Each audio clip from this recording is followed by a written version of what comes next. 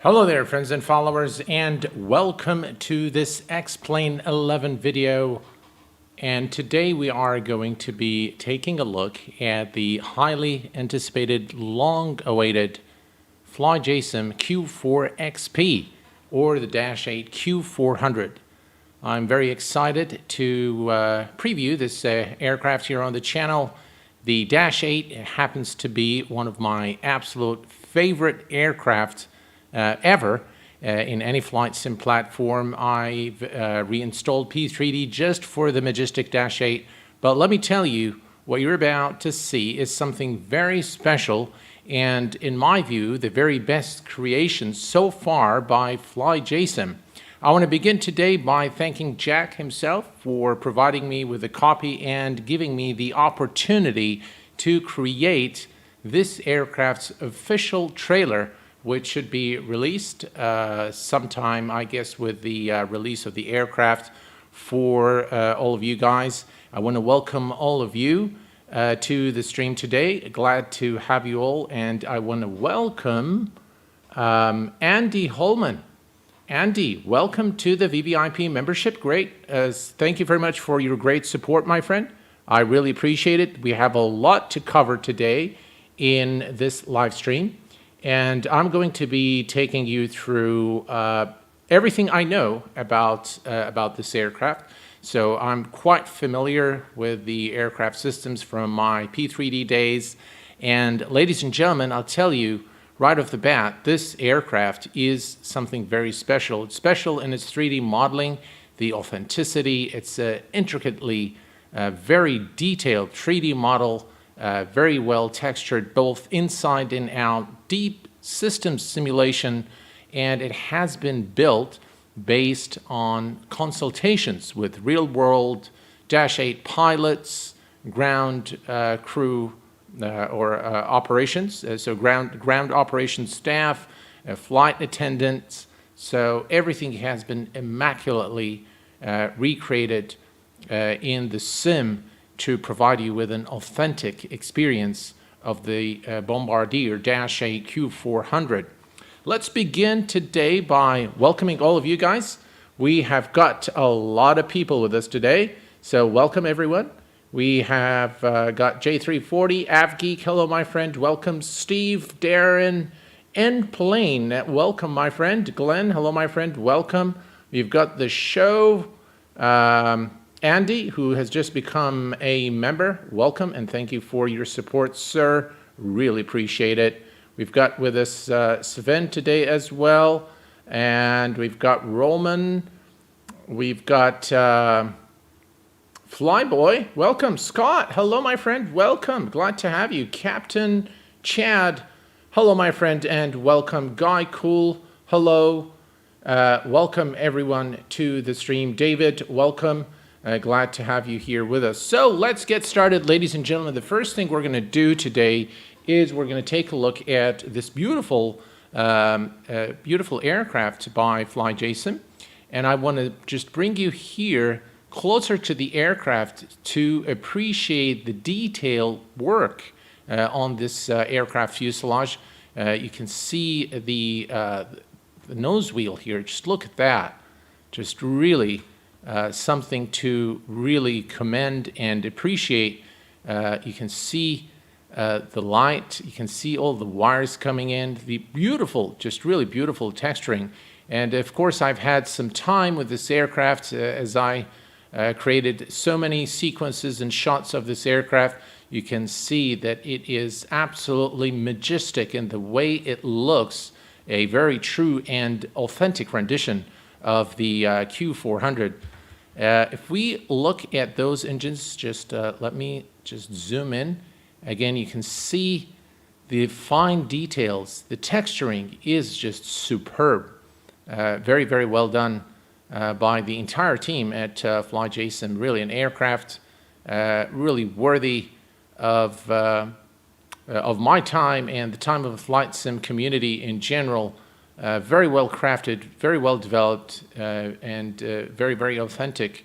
There is absolutely, you see the details here and right here on the landing gear cover. And actually, I want to show you something else, which is the landing gear. Just look at that. Just absolutely phenomenal texturing and 3D modeling. Really, this aircraft redefines everything else, I think. And now you've got the I&I built, you've got the TOLUS, you've got the FlyJSim Q4XP, and very soon the MD-11. Happy times for X-Plane, folks. Really. I mean, this is just fabulous. Look at that. Just look at that. Oh, God, that's just really, really very well done. And very, very immersive aircraft, which you will witness. Benny, hello, my friend. Welcome. And we've got Dougal McTavish. Welcome, my friend. Glad to have you with us. Again, if we look at the aircraft wings, as you can see here, beautiful, beautiful texture work all around. The 3D model is a true and authentic rendition of the real aircraft. Just really phenomenal. And by the way, guys, I'll tell you right off the bat, this is better than the Majestic Dash 8. It's better than the P3D version of the aircraft. Just really phenomenal work.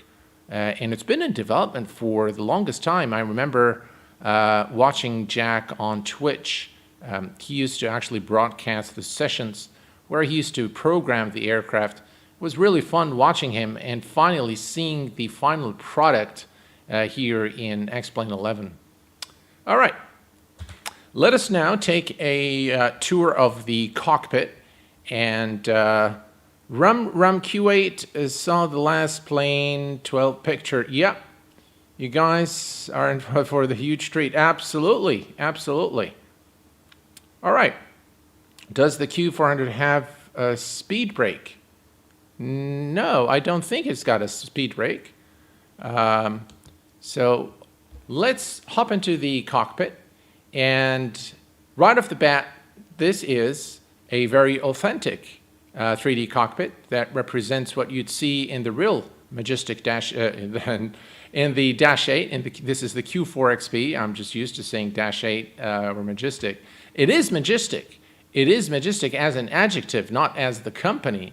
The aircraft and the crafting of the aircraft and the development of the aircraft is definitely something very special.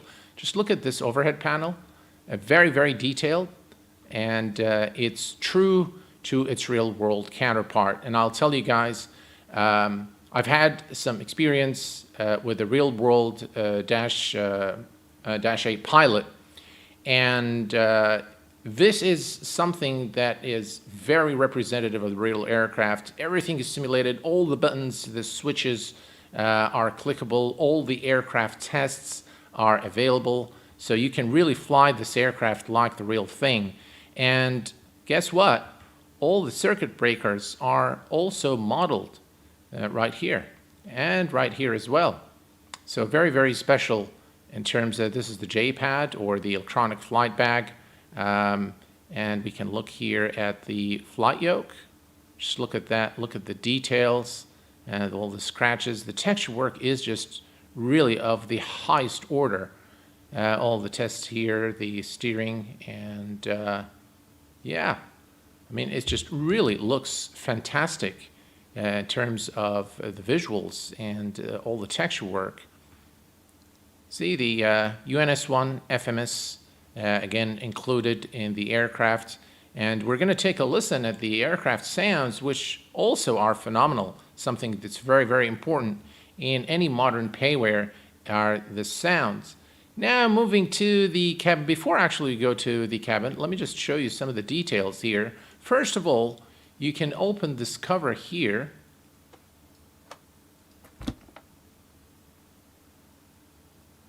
Isn't that cool? And then we can put the cover back. Just listen to those sounds, beautiful, beautiful sounds.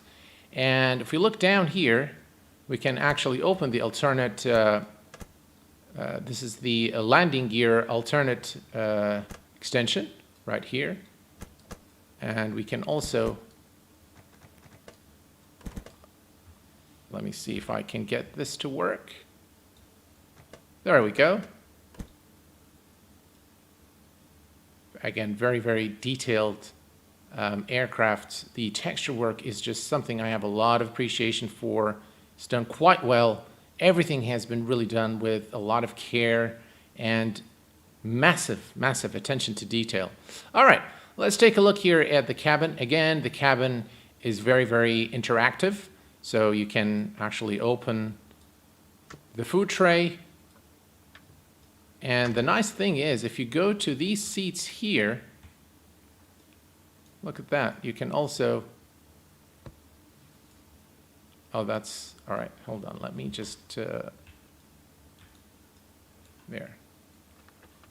Look at that.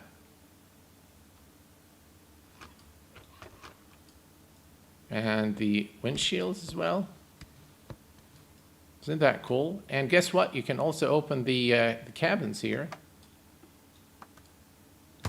Sounds fantastic.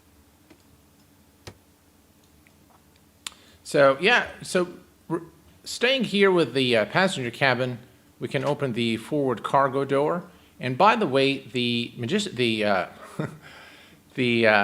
Dash 8 is a nose-heavy aircraft, so it is not recommended to actually store anything in front unless you're flying full load. And even the lavatory is modeled. Let's see here. There we go. Yeah. I mean, every little detail has been modeled to create a very authentic and interactive experience in this aircraft. Just really beautiful aircraft, all round passenger cabin, cockpit, and if we go here to the back and we look at the doors, just look at those exits, just how detailed everything is, and the texture work is just of the highest order. Really a job very well done by FlyJSim.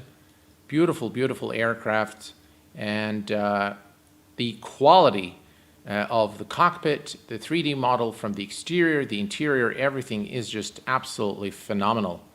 Just really, really, really good. Yeah, Rum, you can use the lavatory if you wish. All right, so back here at the cockpit, we're going to start now. By the way, we are in the beautiful city of Salzburg, and today we are going to be flying to Vienna in Austria.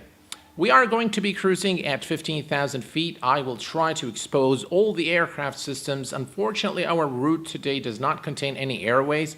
I really wanted to show you everything today, but I promise you that there will be a lot of tutorials, Q8Pilot style, of course, coming on the channel very soon of this aircraft, and they're going to range from very basic to very detailed. But hopefully in this live stream, I'll be able to showcase most of the aircraft systems for you guys, and we're going to run through the checklist, but I'm also going to use a lot of the knowledge that I already have from flying this aircraft previously on P3D. So, folks, I know I haven't been paying too much attention to the chat, and I do apologize for that. But yeah, I do want to get the, I do want to showcase as much as I can, and I want to say all the things I want to say about this aircraft because it is really something very, very special. So, yeah.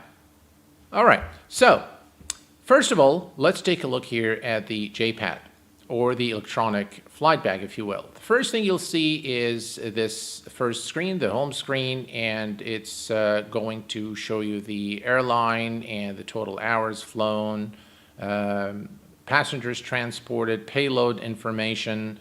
And then from this section here, you can watch, and by the way, this is done true to the real aircraft. So the ground operations of this aircraft is done exactly as it is in real life. So you'll actually watch the passenger, and the refueling of the aircraft happens in real time. And we're going to take a look at that. And then, of course, we can go to loading the data, and it gives you granular details on what you want to do. You can either select the number of passengers by changing it here, or you could just simply use the slider to set it, or you can click either here and use the available preset to select the number of passengers. Again, the forward hold, main hold, this is your cargo compartments.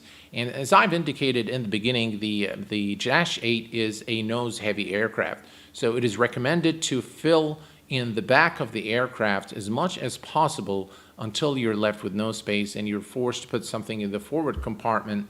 Then you're free to do so. Steering of the aircraft, by the way, is very realistic on the ground, and we'll take a look at that, of course. You can change the en route time. Today, by the way, the flight time today is going to be, let's see here. The flight time is approximately 45 minutes. Oops.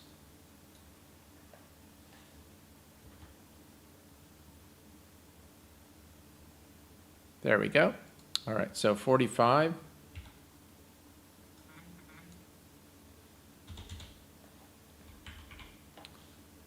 All right, we're going to set that now, and we'll set the rest of the payload information. Now, for everything here, you've got random. You can select random, or you can select from the presets here.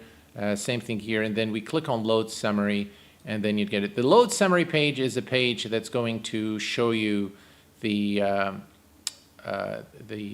basically your load, whether you're compliant or flight worthy or not. And of course, you've got the temperature and time en route. This does not affect your flight plan. This is more for your information, but once you're happy with this, you can confirm the load and start the turnaround, and we'll start seeing stuff happening on the ground.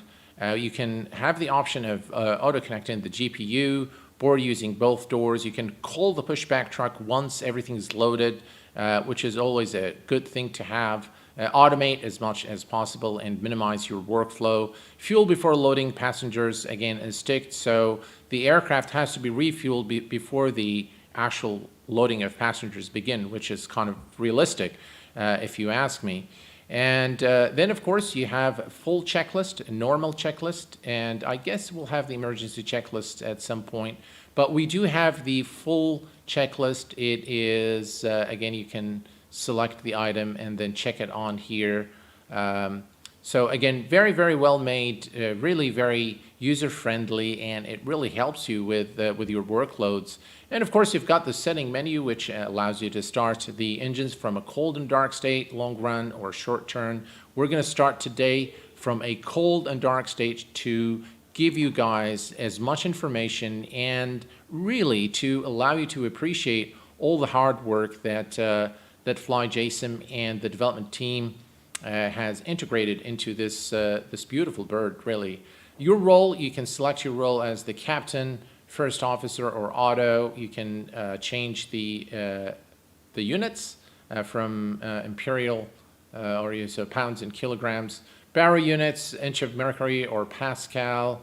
Baro sync is on, so you don't have to worry about moving to the first officer's side.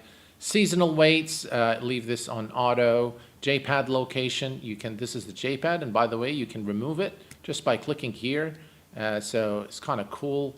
And of course, the clipboards, whether you want to show them or hide them. The yaw axis as a tiller is yes. Control display. Now the control display is something that you'll find here. So let me show you. That's the control display, and it's kind of useful, especially when you're landing, going into beta, so you know exactly where your throttle is when you're focusing on the outside. So nice feature really by the aircraft, and really a step up from everything that we've seen from FlyJSim in the past. So we've seen the control panel in the 737 and the 727, but this is something really I have a lot of appreciation for. Very well done, clean finish, the finesse and the attention to detail and the quality of the finish is something I really appreciate. So here's what we're going to do, folks. We are going to take a look first at our flight plan. So we are going to bring up Navigraph, and we're going to take a look at our flight plan. So this is our flight plan today. Let me remove the, okay, we can leave the chart here. So this is our flight plan. We're going to depart Salzburg runway 33 through the Lima 3 Alpha departure through to the Nimal transition, and then it's going to be our star into Vienna, a rather short flight, about 145 nautical miles, and the Lima 1 Whiskey is our star, and we're going to be performing an ILS approach runway 34 at Vienna. Should be a fun flight, not too long, not too short, but it should be sufficient for us to expose the aircraft systems. So, live cockpits. Hello, my friend. Welcome. Tony flies. Hello, my friend. Lori, welcome. And we've got Flack Bates Lou. Welcome, my friend. Andy 1302. Welcome, my friend. And welcome. Definitely, yes, the aircraft is definitely worth it. I highly recommend it when it comes out. This aircraft, you have got to grab, guys. This is one aircraft that I will tell you right off the bat receives the Q8Pilot seal of approval and the highest commendations. Everything is done so well. The sounds, the 3D model, the system simulation, the immersion, everything is just in tip-top shape. One hell of an add-on for X-Plane 11.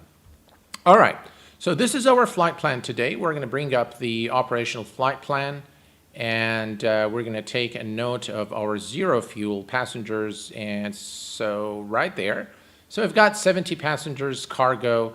I'm not going to worry too much about this because we're going to enter the zero fuel, and it should automatically set things up for us. Let's put this on always on top, and we're going to come here and start setting up the aircraft. So let's go and select the load. And what we're going to do is we are going to come here for the zero fuel weight. And the zero fuel weight today is 25,143. So we're going to remove this and say 25,413 and hit enter. And we are going to select our fuel. And the fuel today is 2,465, 2,465. Enter that. Let's readjust the zero fuel again to 25,143, 25,143. All right, so it will adjust a little bit. We can actually, let's fly with 70 passengers. There we go. 524, that's close enough, but I'm going to change it one more time. 25,143. There we go. All right. So now we're flying with 75 passengers. We've got our cargo, and we've got everything set up here. And if we go to the load summary, we can see that we are okay. Yeah, we are here, so we are within limits. So that's okay. And everything else looks good. All right, so we're going to connect the GPU now. Let me head back here. Let's see here. Let's connect the GPU. Again, you can hear the sounds. Let's switch to external view. That's the GPU. Let me add some more interior. And once we're airborne, we can adjust the sounds again if needed. Just look at that. Again, you have the ground power unit. All right. And now that we have the ground power unit, we can go to the load summary page, and we're going to confirm this load. So confirm and start loading. And now we started loading the aircraft, and you will see that the first thing that's going to happen is really the fuel. So if we head to the external view now, you'll see the fuel truck, and this is now you can see things are getting set up here, and the aircraft fuel door will open so that we can refuel the aircraft. So let's just wait. We can see the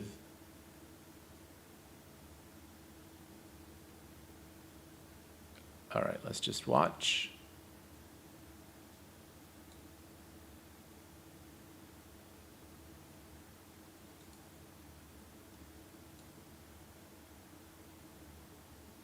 And just look at the details, just really fine details. And it happens in the order, I suppose, that happens in real life.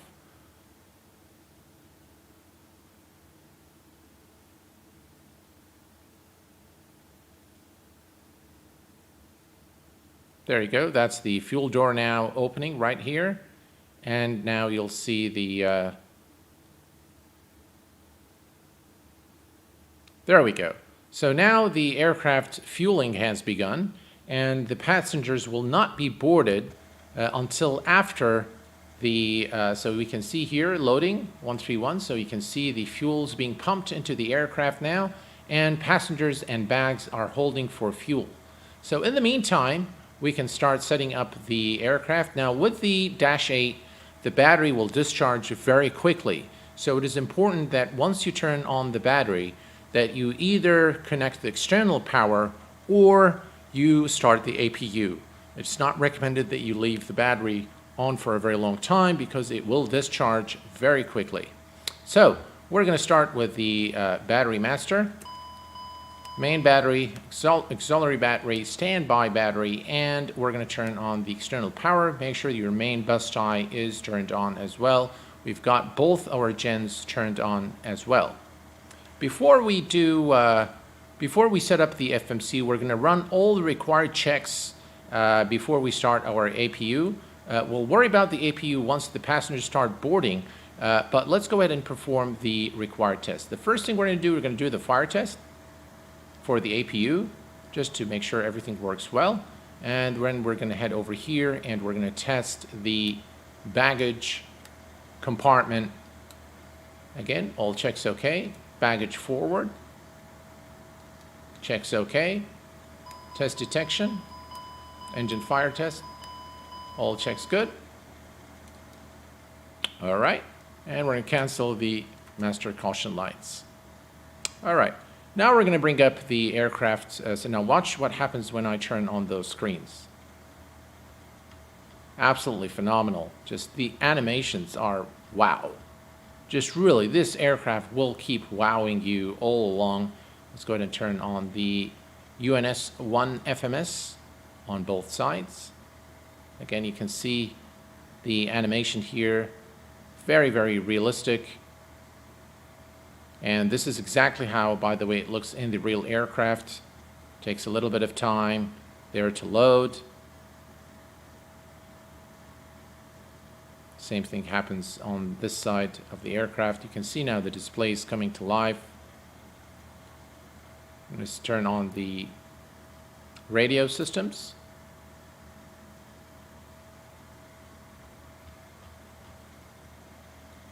And we're going to turn on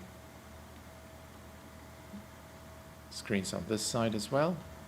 There we go. All right, so now we have all the screens working here. What we want to do is we want to come to this area here. Let me see if I can bring up the camera so you guys can actually see the test and the corresponding display. Right, let me see here.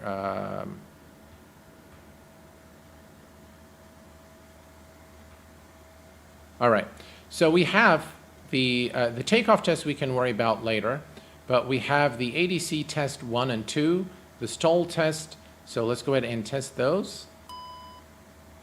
This is the overspeed test. Okay, all's good there. Stall test. Terrain. All right, and that test is also successful. Now we can come over here and we can test the auto feather system. So we're going to click here, and now you'll notice that it will automatically, it says AF, so auto feather test is in progress, and it will check the up trim and check everything is okay, and then it will let you know that the test is successful. So once this is done, we can move on.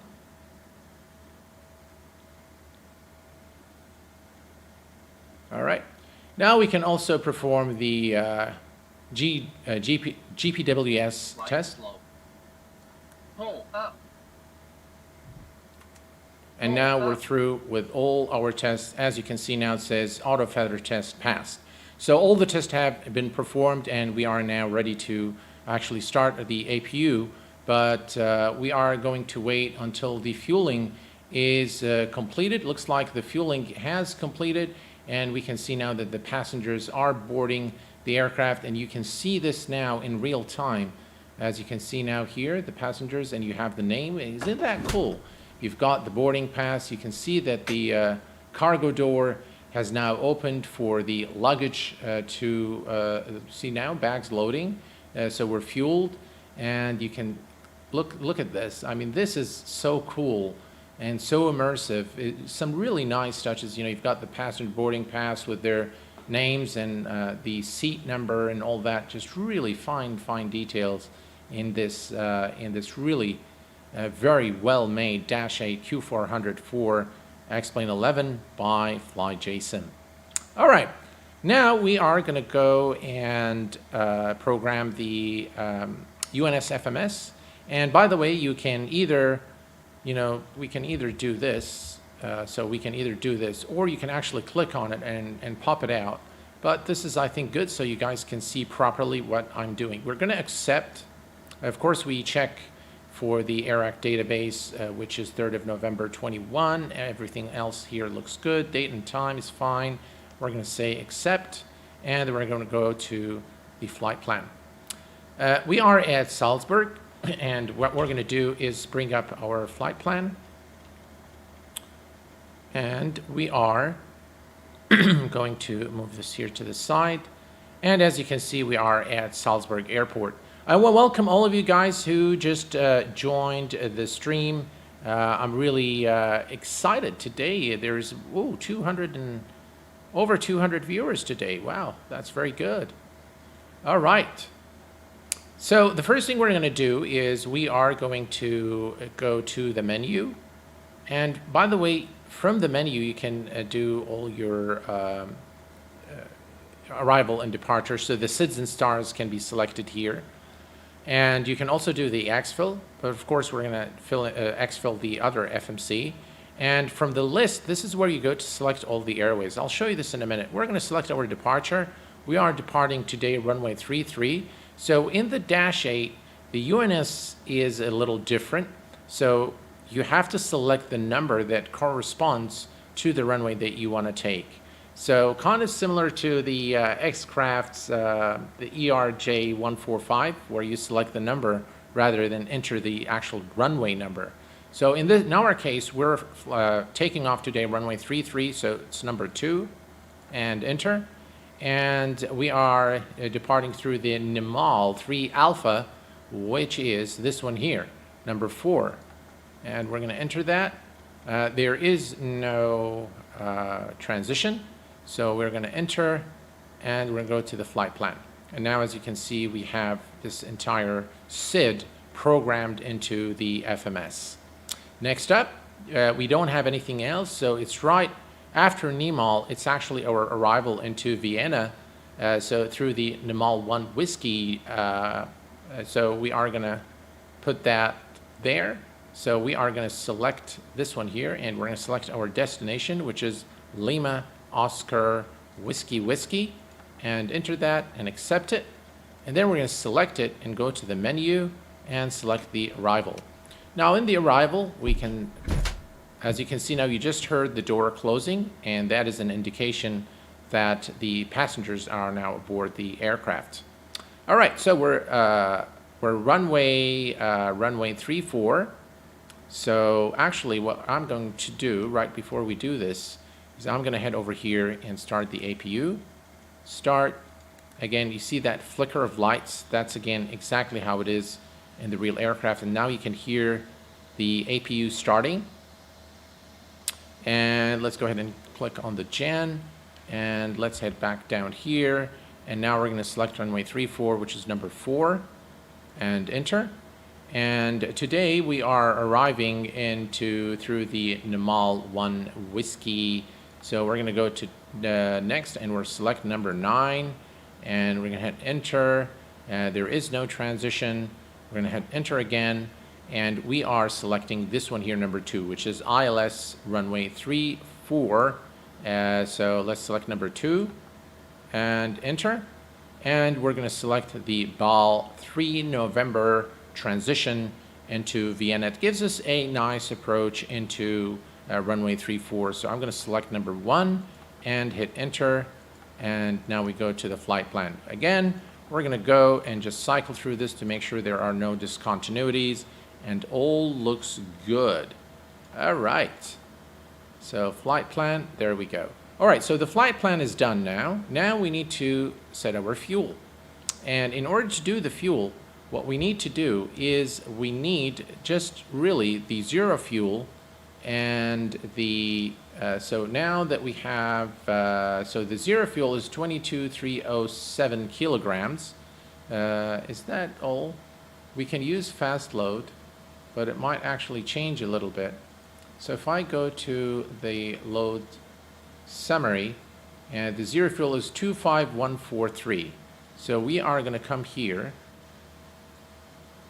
Let's see here. All right. So we're going to click on zero fuel. You can, by the way, you can enter the number of passengers and cargo, and it would automatically calculate. But we can just enter the zero fuel since we have it. And we're going to enter 25143, 25143, and enter. Fuel on board is 2465, 2465, and voila, we've got the gross weight. Everything is set up for you automatically. So all is good here, and now we are ready to go. All right, let's check on the APU. Now, we are ready to start the bleed air, so what we're going to do is we are going to turn off the external power. I'm not sure if it actually started or not. Let me see here. No. All right, let's just give it some time here. All right, so we're done with the, all right, I think that's it. We can turn this off. There we go. So the APU now is on. And by the way, this flight data recorder, you see this ELT remote switch? It is inoperative right now, but in the real aircraft, it actually monitors the aircraft. I believe it monitors a certain G, so it looks for a certain G, and beyond a certain G, it will assume that the aircraft has crashed and then starts emitting a beacon, some sort of a beacon to indicate the aircraft location if the aircraft has crashed in an unlikely event, so that the rescue crew can look for the aircraft. So yeah, so this is what it actually does, and we can test again the ground test here for the flight data recorder. Alrighty, and now what we can do is we are done here, and now what we can do, everything is done here as well. All right, so we can continue now. We can turn on fasten seatbelt and non-smoking signs. We can arm the emergency lights, and the anti-skid is now turned on, and we are now ready. Let's go and take a look at our J-pad here, and we can now disconnect the GPU. All right. I'm not sure what it's waiting for. The passengers are still boarding the aircraft. All right. All right. So everything is good now. The recirc fan should be turned on. We can leave the rest now. All right, we can start with some of the checklist now. So let's head over to the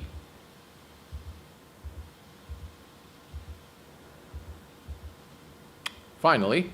All right, so originating before start, recirc fan is turned on, external check is completed, alternate gear doors, LG inhibit switch is closed, flight deck preparation is completed, briefing is completed, and the originating before start checklist is now complete. Let's go to the before start checklist. Circuit breakers are checked, passenger signs are on, emergency lights armed, anti-skid is on, fuel transfer quantity check, emergency brake pressure is checked, power levers on disconnect, condition levers are fuel off, and takeoff data reviewed. All right, now on the takeoff data, so we need to first come over here, and we're going to set our cruise altitude today, which is 15,000 feet. We're going to set that here.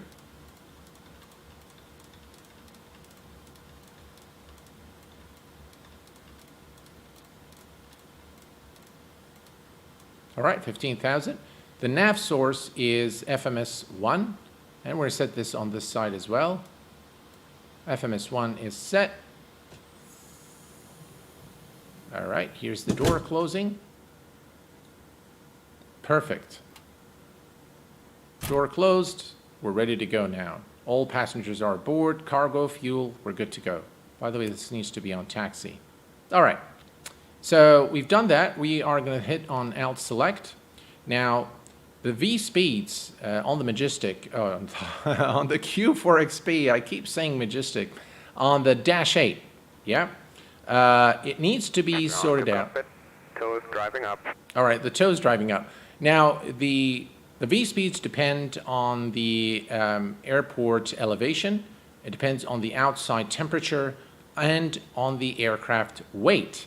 So there's a small truck there. All right, so here's what we're going to do. We are going to look at the payload information here. All right, so we have the gross weight at 27,262 kilograms. All right, and the current temperature, if we look at the weather information here, is 7 Celsius. Okay, so if we look here at this sheet. All right, so about 27,000. So we are currently, for flaps, we're going to do flaps 5. All doors and hatches are closed, ready to connect. Set parking brake. Well, I think the parking brake is set, but let's worry about that in a minute. All right, so we're going to do flaps 5 for departure today, and the ambient temperature is currently below 20 Celsius. And adapter in position. Release parking brake when you're ready to start pushback. All right, so we're not ready for pushback yet.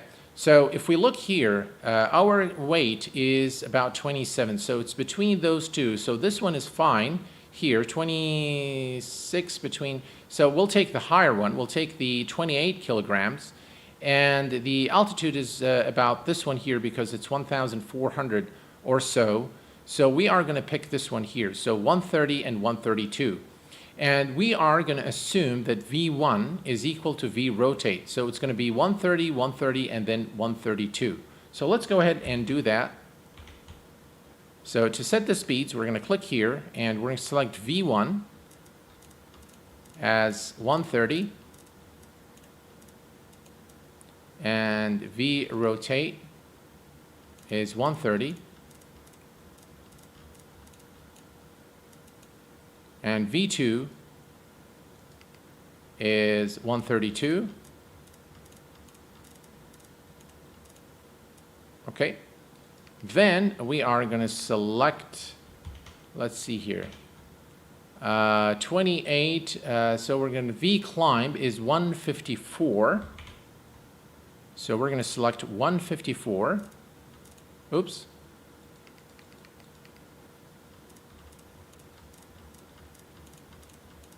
$154, and then we're going to finally select 220.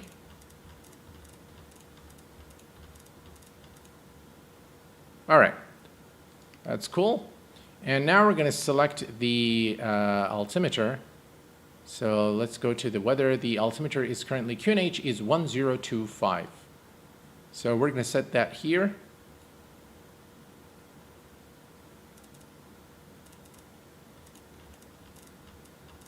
(1025)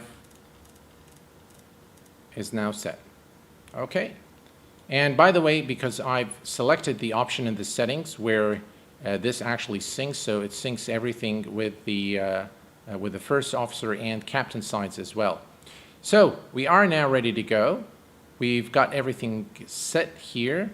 And all right, so let's go ahead and do everything is set here as well. So let's go to the before start checklist is complete. And when the start is approved, battery master standby battery is turned on. Doors and fueling lights are out. APU bleed is off. Anti-collision is red. Let's do that. Anti-collision is red. And we are now clear for a start. All right, let's go ahead and release the parking brake.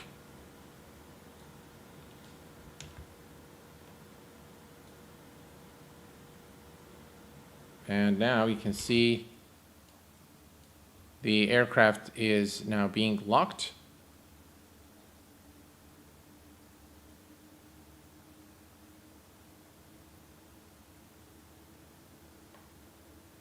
Hey, Steve, how are you doing, my friend?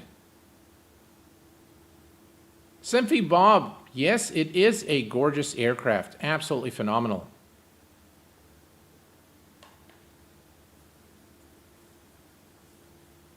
All right, here we go. I think we're good to go.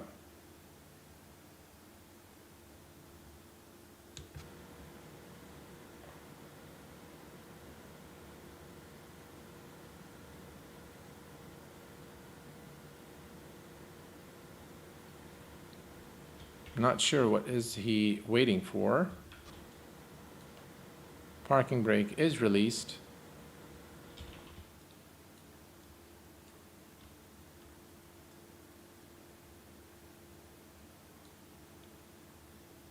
Not sure what is he waiting for, but it doesn't seem like he's going to move us out of our position. Right, let's see here. Put better pushback. Start to cockpit. Please show me where you want to go. Huh. All right. Let's see if that works. Starting pushback, and you may start the engines. All right. We have the approval now to start our engines. The pushback has started, and we're going to start with the engine number 2. All right. So here's what we do to start the engines on this aircraft. We're going to select number 2, hit start, and we are going to start feather. And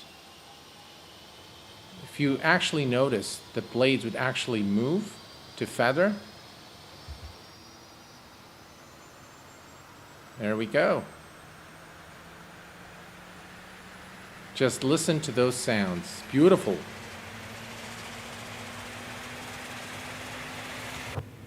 All right, and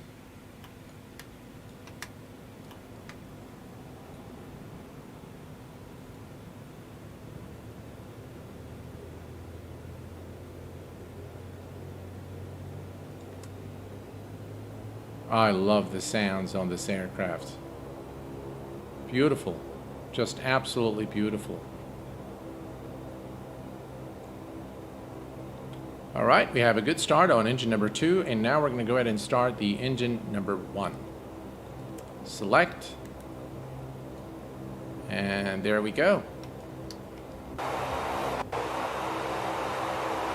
Did you see the blades? I mean, if you use the replay or just hit back on the video timeline, the stream timeline, you'll be able to see how the blades actually move. There's a slight tilt. Operation complete. Please set parking brake. All right, let's set the parking brake. Disconnecting tow. Stand by. All right, and let's wait for the pushback truck to disconnect.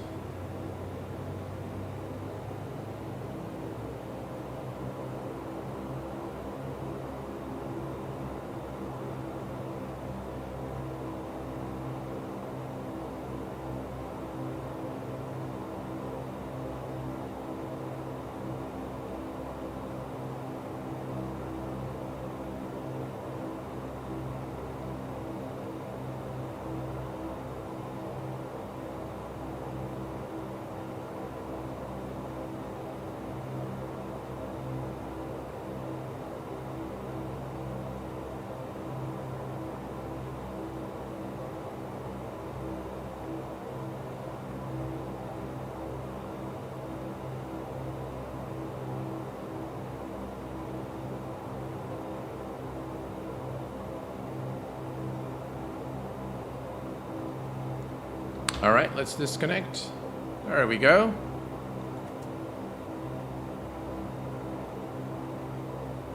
Trim Star 1. I believe it is releasing. It might be as early as Sunday, but I don't quote me on that. I don't know still. Janek, hello, my friend, and welcome. David, how are you doing, my friend? What are you using to view your flight plan, please? I believe you're speaking. This is Sim Toolkit Pro. So this is what I use. It's the best electronic flight bag ever for any flight sim platform today, and it's totally free, full integration with Navigraph, SimBrief, and all that good stuff. Highly recommended. It's a free download. Just type in Google Sim Toolkit Pro. You're good to go. All right, so we have both engines now. Let's put this on flight idle. All right. Now, here's what we're going to do. We are going to do flaps 5 or flaps 10. We're going to do flaps 5. And we've got everything set here. Let's go ahead and do the after start checklist. All right, after start, we have the external power APU is off now. And we're going to turn on the pitot. The flight side window heat is turned on. Bleed air 1 and 2 on as required. We're going to leave them. Actually, we can turn them on if we want, but in the real operations of the aircraft, so we can turn the bleeds, but you would leave the, so let me just go over here real quick. So in the air conditioning system, you would turn on the bleeds, but you would keep it on minimum, and you'd only take it back to normal once you are 1,000 feet above ground level. So we'll leave that there for now. And let's continue with our checklist. The battery temps are good. Condition levers are at minimum. So let's go ahead and do that.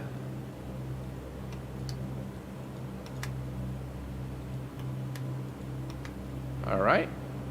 That is checked. Standby hydraulic press PTU control. All right. So this one is the hydraulic control here. So we're going to need both of these for the flight. Then we want to make sure that it's actually working. So you just click this one here, and this one is actually just to test that everything is working fine. And then we turn this off, and it's checked. Hydraulic number 3 isolation valve is open. Elevator travel, full travel, normal flaps. All right, so we are going to select flaps 5 today for departure. And that is checked. De-ice pressure is checked. Rudder, full travel. Steering switch is located right here. We're going to turn that on.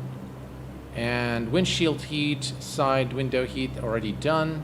Flight and taxi is set to taxi. Radar, nav is set. PFD, MFD, and ED check.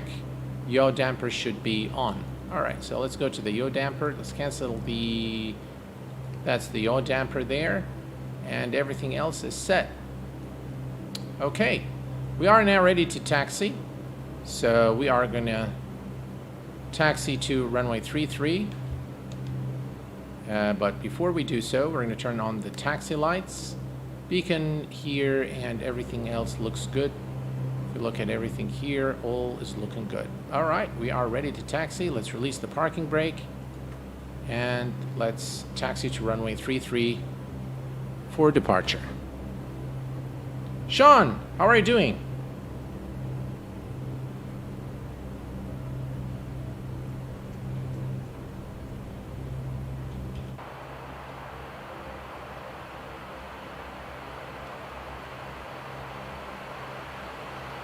Just look at this aircraft.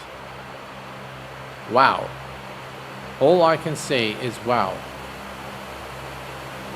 Listen to those sounds, and listen to this. Going to beta. Wow. Just, they nailed the sounds pretty well.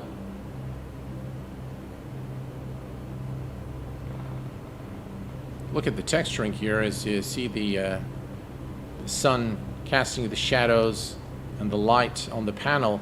And you can see the different colors as well. It's really brilliant aircraft.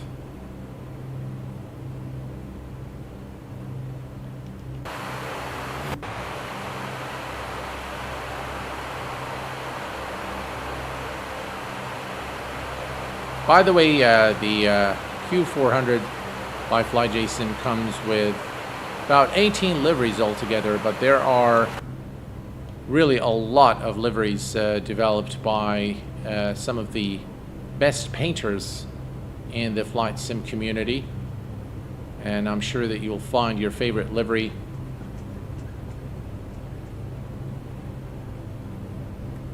Mike Mo, how are you doing, my friend? Welcome to the stream.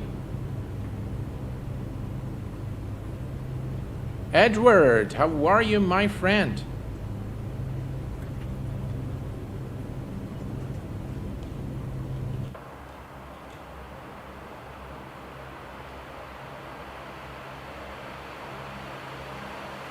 That is some shot.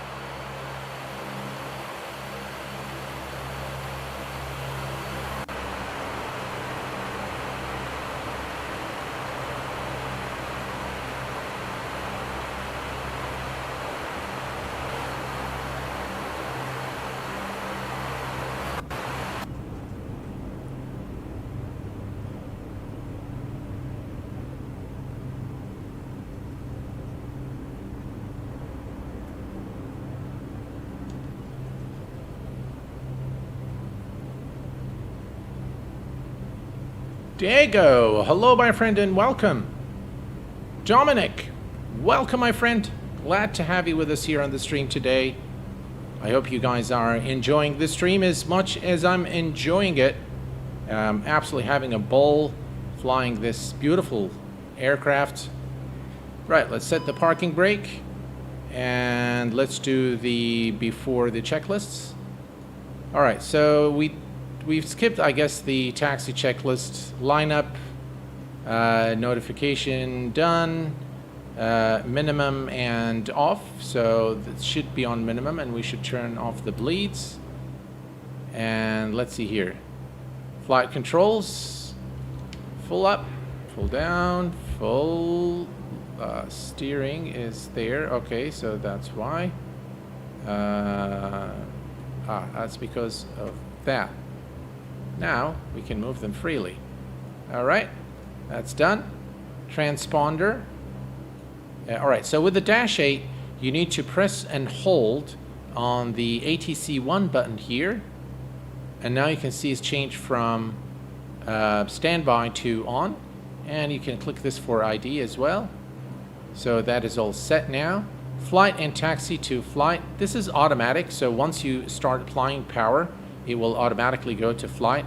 And by the way, you can use the MTOP to derate your takeoff. It's currently derated, so that is checked. And landing taxi lights on and off. All right, so we're going to turn on the landing lights, taxi lights off. Everything else here is good. We're good to go.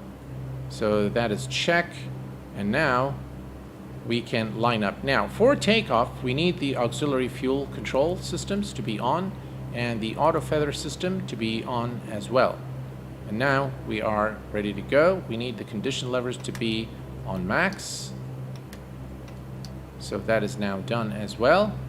And what we're going to do is, all right, so now, yeah, that's cool. All right. Oh, by the way, we did not do the, all right, so let's accept and let's do a fill from FMS1. All right, there we go. Flight plan is there, perfect. All right. All right, we're good to go. Parking brake released. And we're gonna rotate at 130 knots. Anthony, hello my friend, welcome. Ryan, hello my friend. Glad to have you with us today.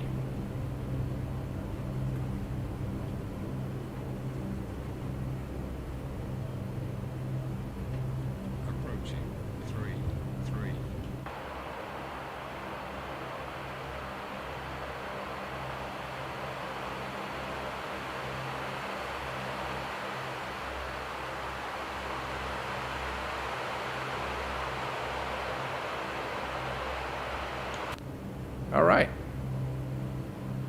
Not exactly the perfect lineup there, but there we go. All right, we are ready to go, and we are going to set the power to 90%, and we should rotate at 130, and we are good to go, ladies and gentlemen. Let's give this aircraft some power, and let's get up in the air. Here we go.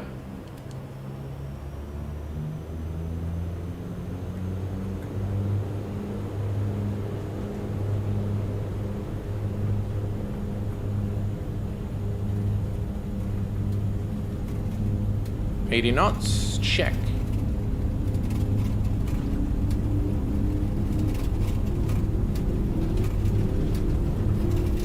V1, rotate.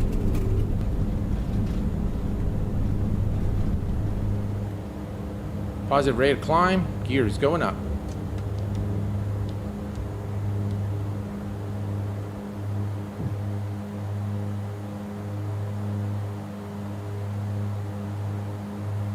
Begin our turn.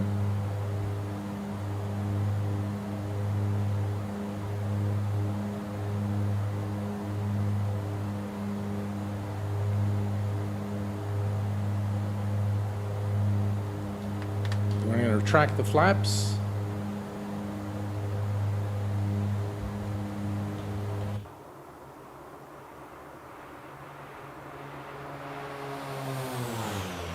Oh yes.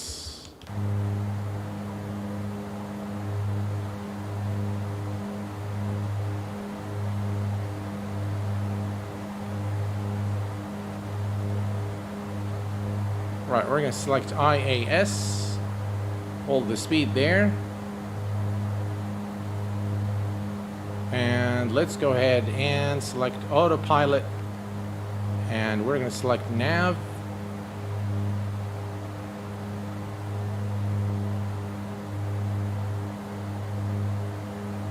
Perfect. All right. All is looking good now, and we are now climbing to our cruise altitude. The transition altitude in Vienna is 10,000 feet, I believe, so we're going to set the barrel reference to standard once we are airborne, once we are at 10,000. By the way, we can come here and change this to nav. So now we can see it here on the first officer side as well.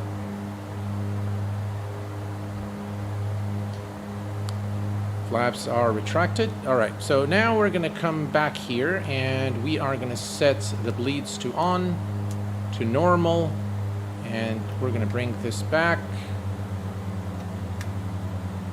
to 900, and then once we are at cruise, we take it to minimum, or 850, and now we continue our climb to 15,000 feet. Change the, there we can see the flight plan.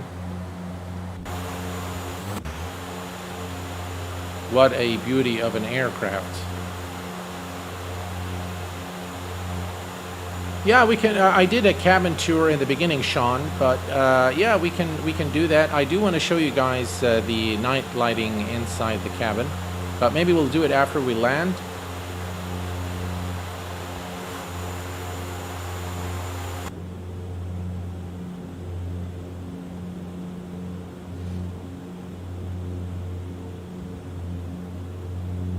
Here's the cabin in all its glory. You can see the passenger and fasten seat, non-smoking fasten seatbelt sign. So now if we go back to the cabin as we approach 10,000 feet, we can, I'm going to go ahead and turn off those. And if you look now, you can see that the lighting has been extinguished. And that's just really how much details are there in this aircraft. Just really brilliant, absolutely brilliant aircraft.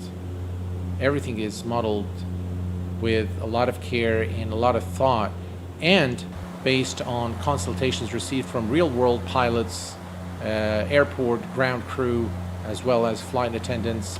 Landing lights can go off now, and we are now climbing to 15,000 feet, which is the final cruise altitude for our flight today. Right, we can turn off the fuel auxiliary system and auto feather system as well.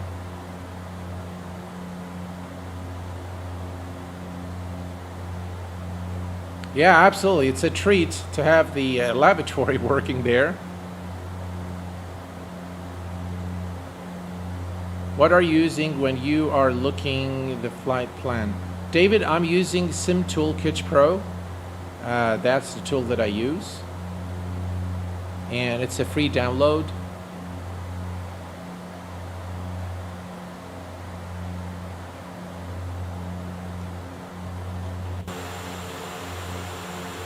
There you have it, ladies and gentlemen. The FlyJSim Q4XP.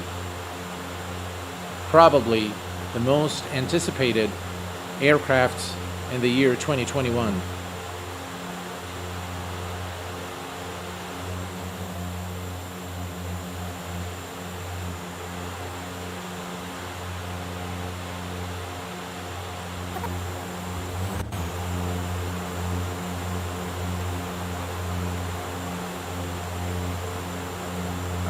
Hey Carl, how are you doing, my friend? Yes, I've tried using Volanta, but I honestly prefer Sim Toolkit Pro.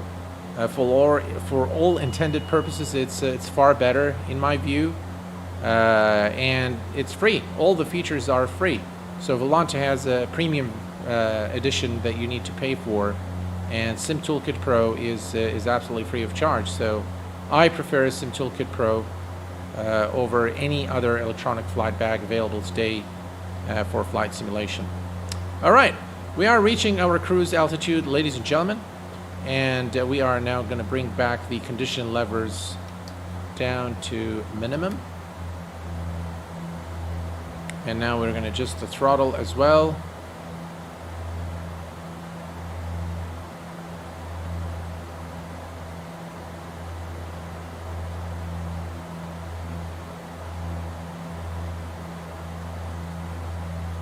About right.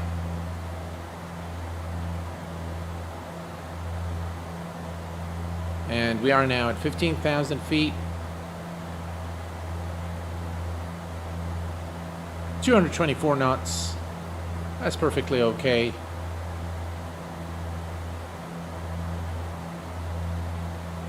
All right. So we are now at Nimal. And if we go to the next page, so you can see that at Whiskey 450, we should probably begin our top of descent, which is near the transition to our star. So let's take a look here. This is us right there. This is the top of climb, and this is the top of descent. This is Whiskey 450, and this is Balad, where we will begin the descent here. And we're going to use VNAV today to do the descent into Vienna, and we'll see how that works. I've always had issues with VNAV in the Majestic Dash 8 and the P3D version of this aircraft. So today we're going to see if things work out. I've done a test flight and it works beautifully well, but yeah, we can take a look there. Yep, those can go off.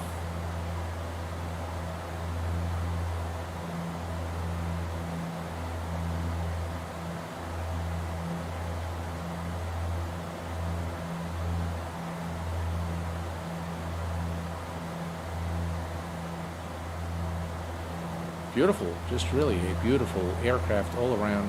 By the way, all of this stuff can also be opened and you can interact with all these switches. Everything really is model flight, and we're gonna, let's see what time we arrive into Vienna, and if we arrive during daylight, what I'm gonna do after we land is I'm gonna change the time of day so that you guys can see the night lighting, because it is truly very well done on this aircraft. Really brilliant aircraft altogether.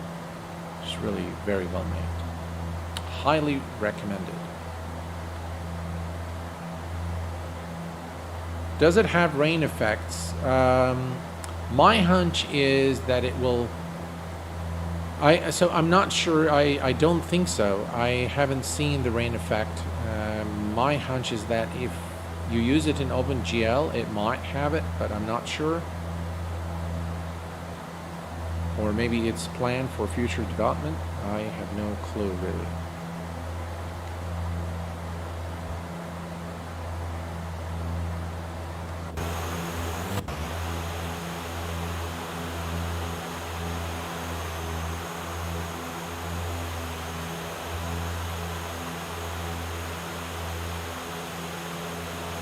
Just look at this aircraft. It's absolutely beautiful.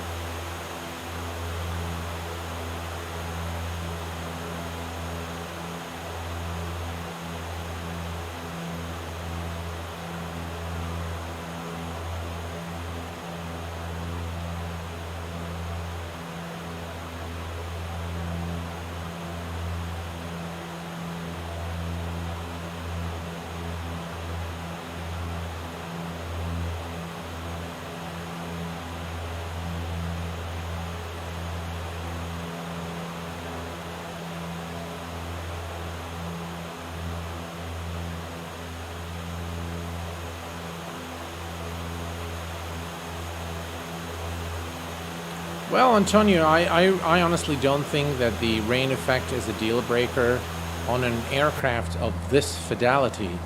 I mean, the simulation, the deep simulation of the aircraft systems, the immersion, the sounds, all of that good stuff, I think the rain effect is something I could really care less about when you have something of this fidelity and immersion level. I mean, yeah, maybe it will break the immersion a little bit if you are flying in rainy conditions and you don't see any rain on the windshield. But I'm sure that in X-Plane 12, and I'm sure this aircraft will be made available in X-Plane 12. I'm sure that the rain effect is coming, and it's probably going to be very awesome. So yeah, I think all in all, this aircraft is very well made. It's been in development for ages, but I'm really pleased to stream it to you guys today, and really brilliant. I mean, by all accounts, the sounds, the modeling, the simulation of systems, the immersion level, the interactive cabin, everything has really been done to provide you with an authentic Dash 8 Q400 experience in X-Plane 11. Highly recommended and highly commendable work by FlyJSim and the entire development team that worked on this aircraft. Many thanks, of course, to everyone who's participated in testing it as well. And as I've indicated, I've been working with Jack on the official trailer, so I do want to thank Jack a lot for giving me the opportunity to create the trailer of this magnificent bird for X-Plane 11. Oh, by the way, we did not set our altimeters. There we go.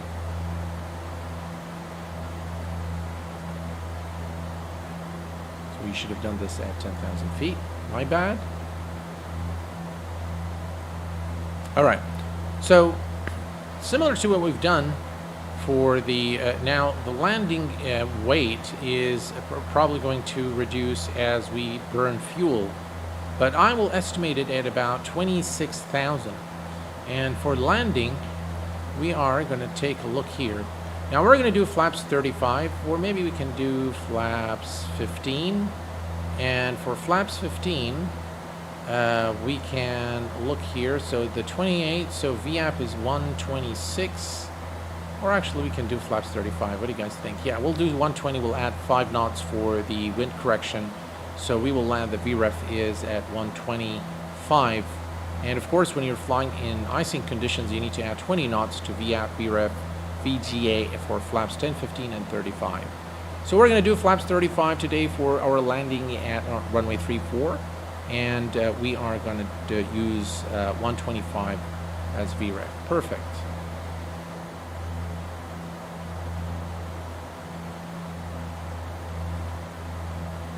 Well, I've seen the normal landing flaps I've seen, at least in the real world pilot tutorials that I've received many years ago, was, I believe 35 was the normal the normal landing flaps used. But it depends again on temperature and on the QNH and all that good stuff.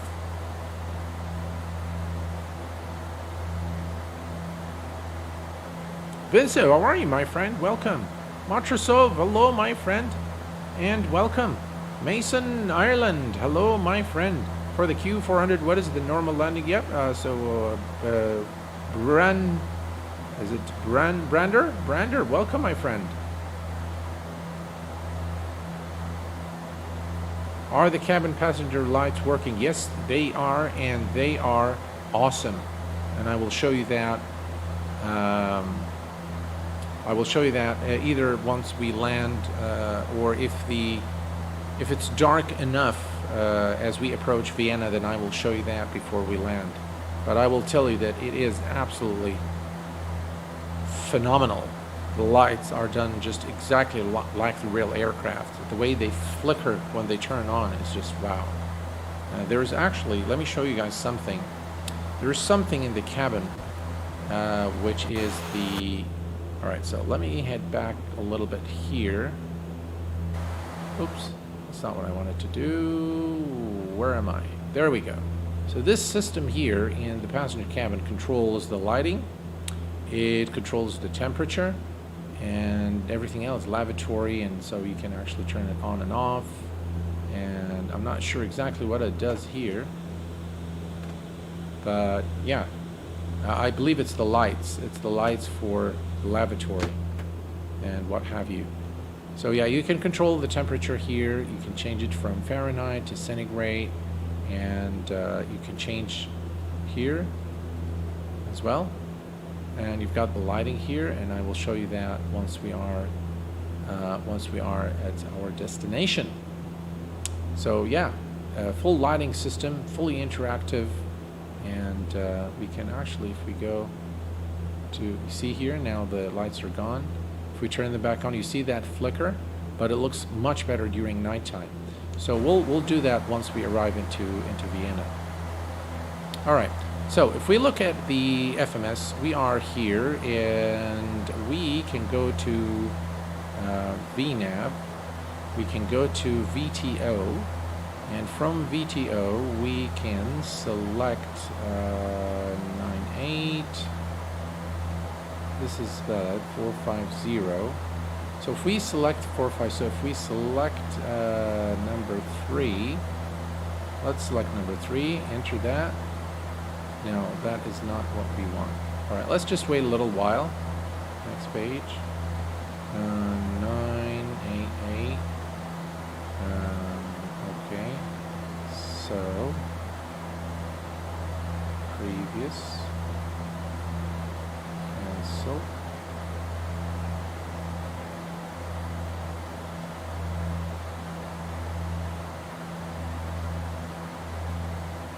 All right. So I think we can select, let's take a look at our flight plan here real quick. So this is about 65450. Alright, I'm just going to wait a little while, and then we're going to worry about VNAV. Still have quite a way. So we are good. Next page. There we are at Gamli right now.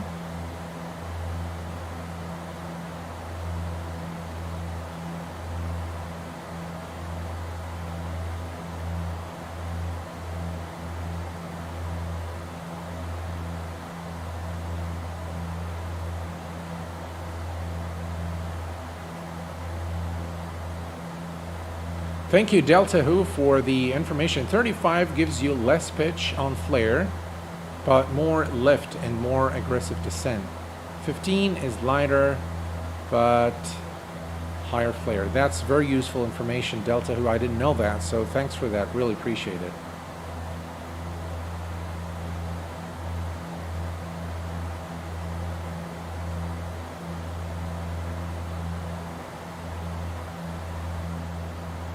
Beautiful overhead panel there.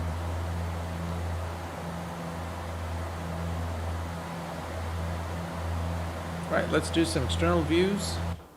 Here's a flyby.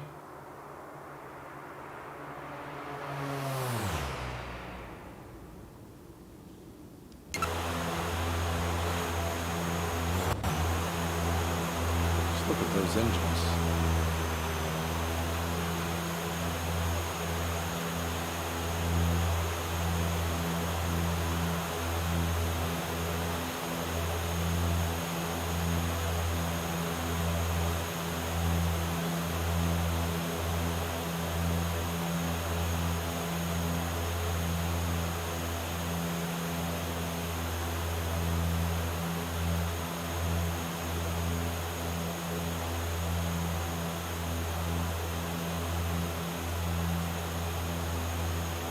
SOP for most operators is flaps 15, for landing less performance requires 35. All right, thanks for that. I appreciate it.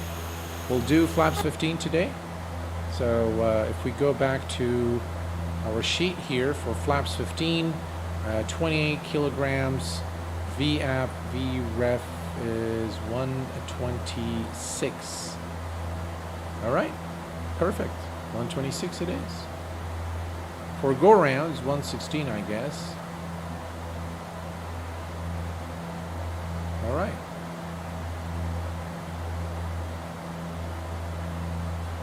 All right, let's take a look at our FMC. Let's go to VNAV and let's see VTO. All right, so now we're getting those. If we put number 3, enter.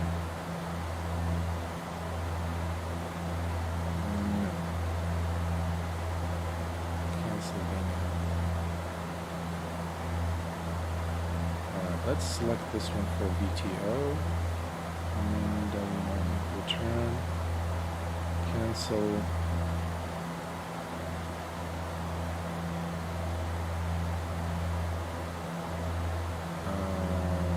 number 1. Why is it not doing what it's supposed to do?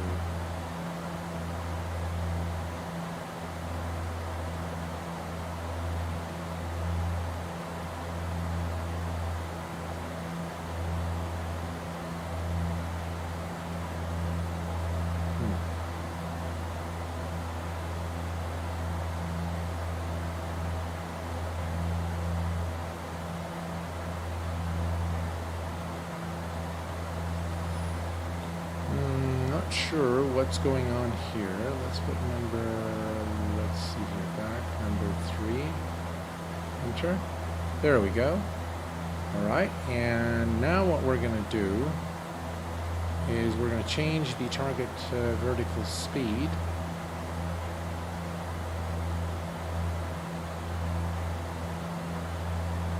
Actually, let's go back. Let's say cancel. Let's go to VTO. That's the first one there.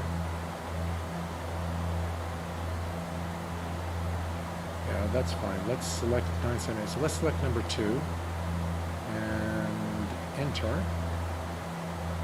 All right, but I'm going to change the target vertical speed. We are going to enter 1,200 and enter. TOD in 49 nautical miles.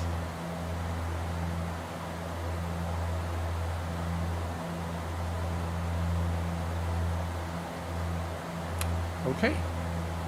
Now the only thing remaining for us to do is to engage VNAV, which is right here, and the aircraft should then begin the descent automatically after we reset the MCP altitude, and we should be good.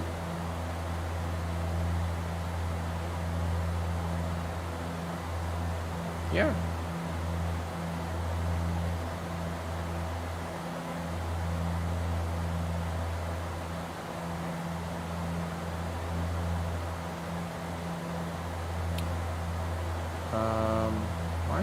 Maybe we can do it to slightly.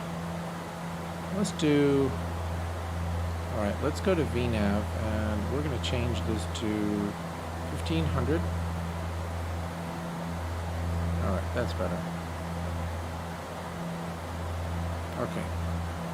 Back to flight plan, and all is good there. Now we can see. This is the approach, so if I just increase the range. This is the approach into Vienna, so we're going to come all the way here to Belad, and then we're going to make a turn here and back to land at runway 34.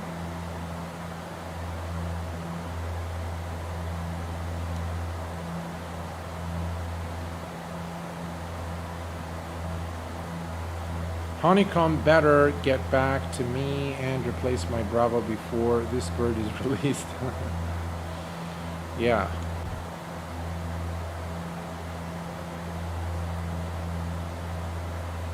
Right, so we're not too far from the top of descent mark now. We are approximately 42 nautical miles from the top of descent. So I assume that after Belad we're going to begin the descent. So at 30 or so nautical miles we can reset the MCP altitude and engage VNAV, and then we should start descending at exactly the same point we defined in the FMS. Well, it should have a terrain radar, but it looks like it's inop. So it looks like these buttons, one of them is the terrain map, which doesn't show. So if I go to format, yeah, this is the flight plan and this is the map view. It's got the, again, the weather system here, but I wasn't able to, so if I go to the weather system,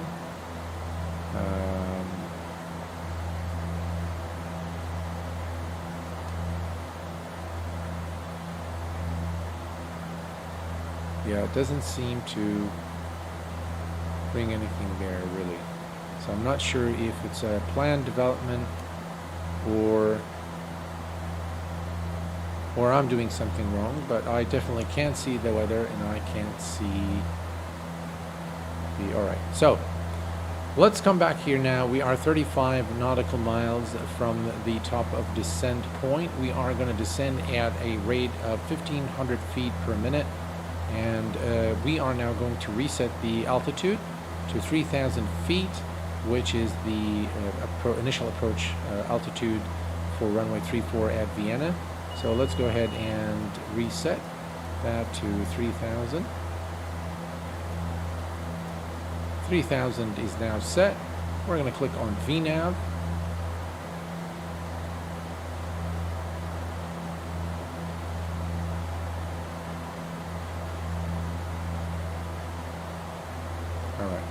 Another thing we want to do now is we want to set the ILS frequency.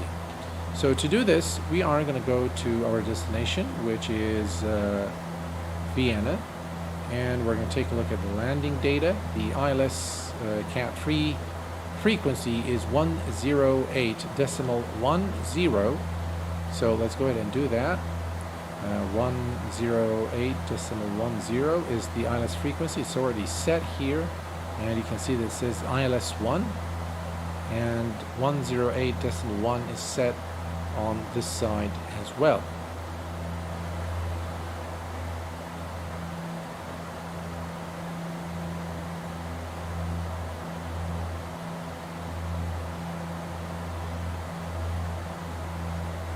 All right, we're almost there at the top of descent mark.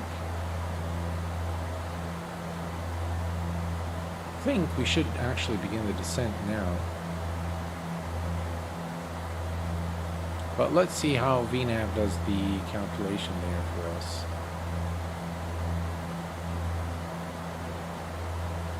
Alright, I'm going to start slowing the aircraft down to about 220 knots.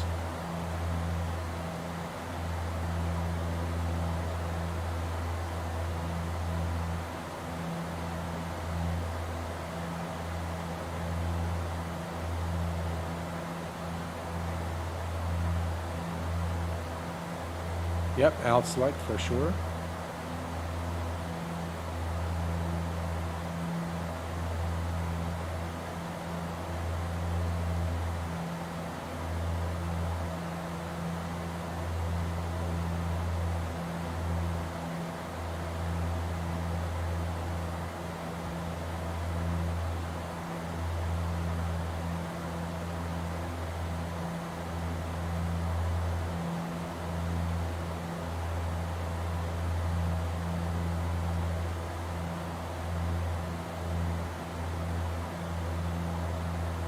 And we should begin the descent momentarily here.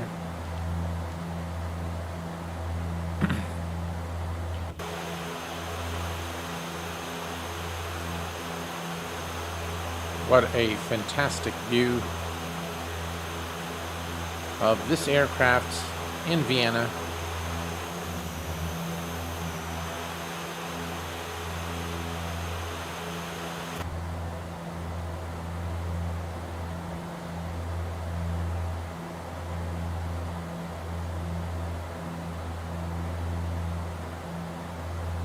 All right, let's bring up the S18.5.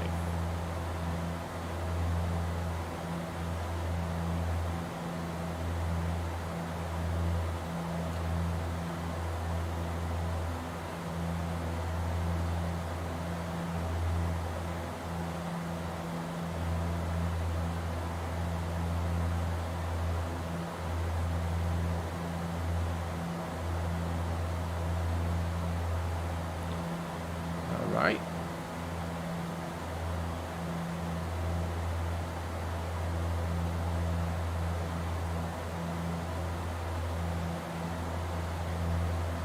No, folks, I think we should begin the descent now.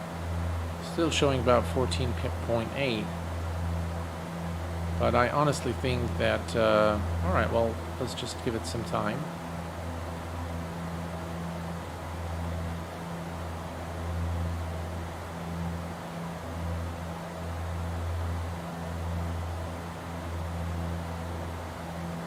We're definitely a bit too high.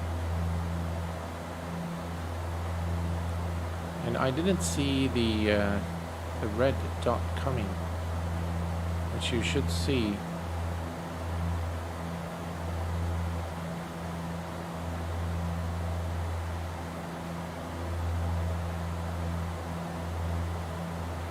But we'll see what happens.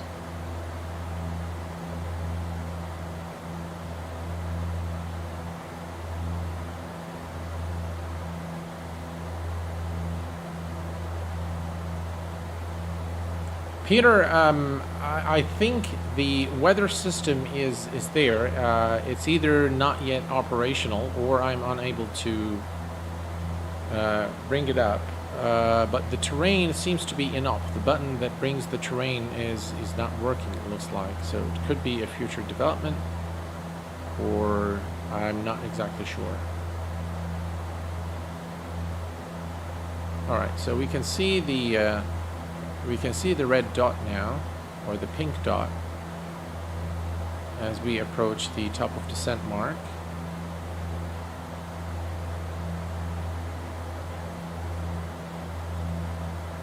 Let's take a look at the QNH real quick. So weather information at Vienna. Cloud and visibility okay, 133 knots, no significant change next couple of hours, and we've got 9 degrees temperature, QNH 1027.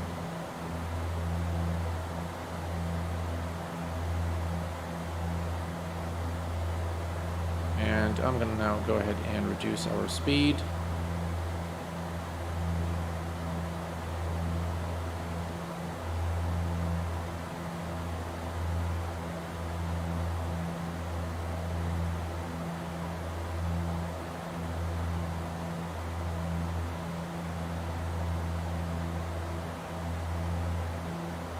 Right, we should begin the descent in about 1 nautical mile.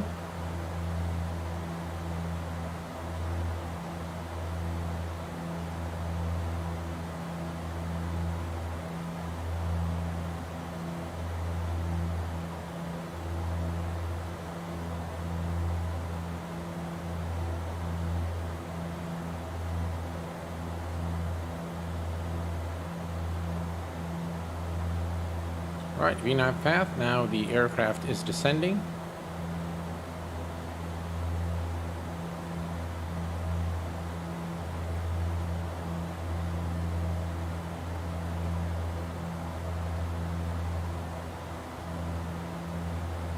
It may not be very accurate.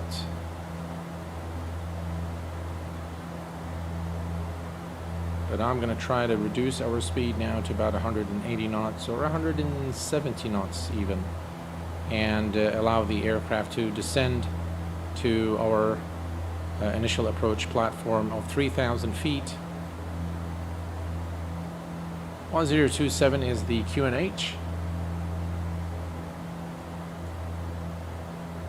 which I'm going to set now.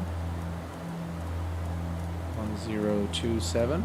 Transition altitude, by the way, is 10,000 feet. There, 1027 is set. And now we are descending, and it looks like we seriously need to descend a bit faster.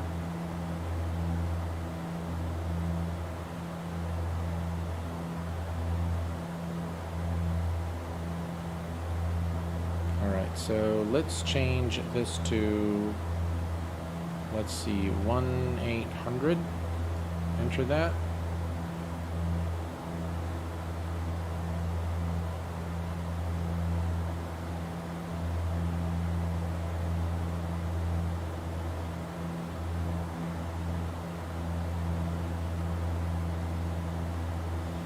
Alrighty.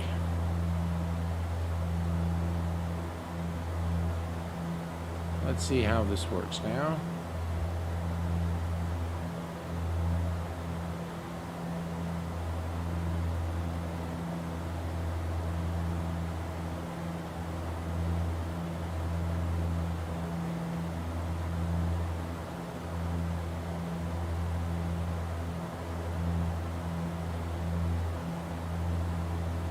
VNAV is working, but it's still, I think it needs a little bit of work maybe.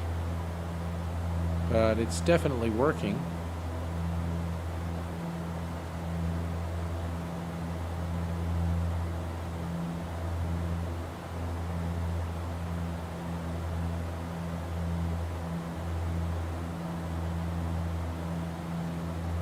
Alright, we're going to maintain our current speed. You can see the needle moving down. There we go. Alright, let's start reducing our speed slightly.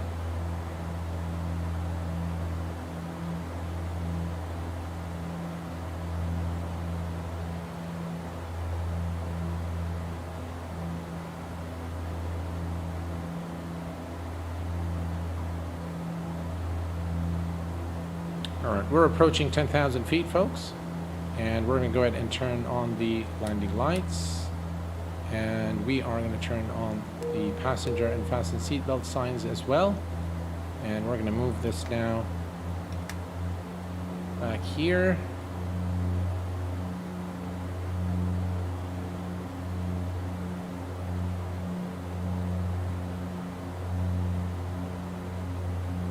We're a bit too high, but I think we should be able to correct that.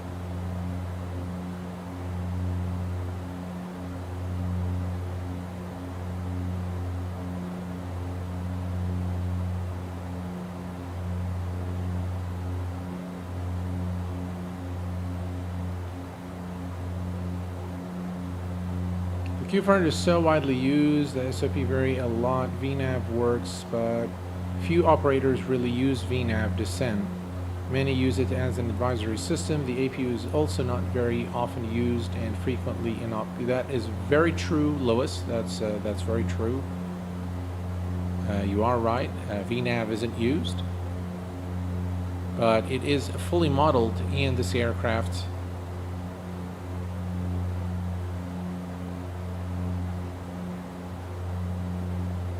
So, folks, we're going to do flaps 15. And our final approach speed is 127. Was it 127 or flaps 15? 126.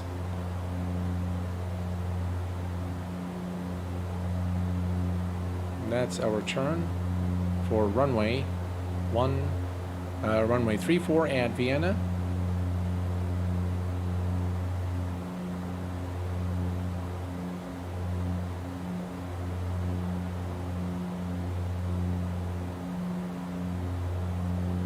That's the runway ahead of us now.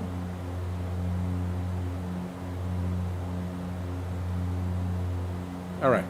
So now what we're going to do is we are going to change the mode to ILS mode. So we're going to do that here. ILS 1. Where's ILS 1? Why is it not doing it? All right, let's check the frequency here. 108.10. It's set on both sides, but for some reason it is not showing.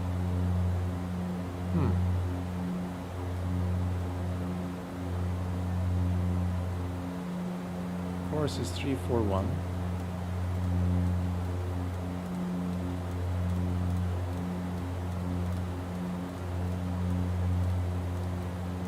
There we go. 341.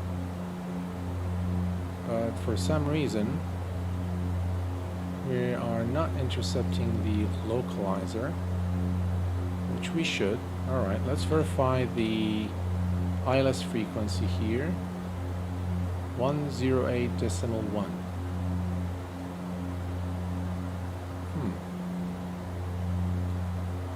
108.1 is set. Strange.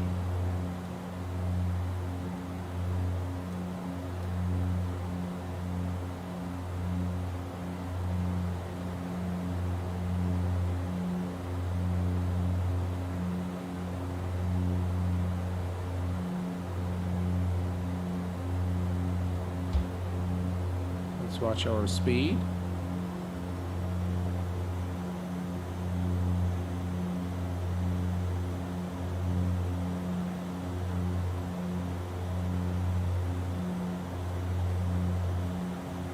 I'm not sure why we are not getting the ILS frequency there.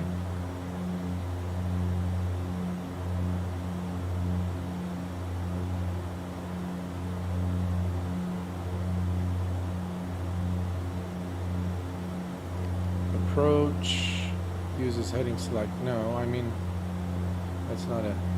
No.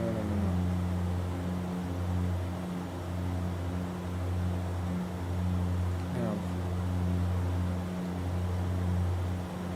Oh crap.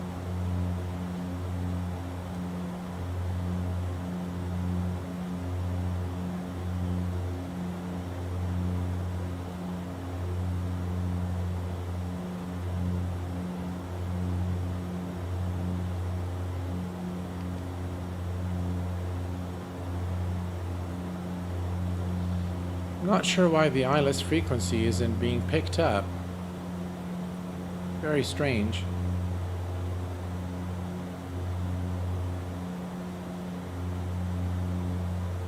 Alright, let's set this to 15. You know what? Let's turn on the lights. And storm. There we go. Now you guys can see the lights here.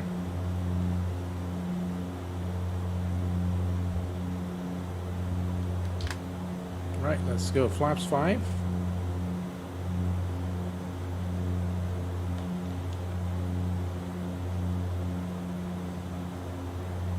And that's the runway. We'll hand fly the aircraft. I mean, that's not a big deal. And we are going to turn on the auxiliary fuel and feather system. But it should work.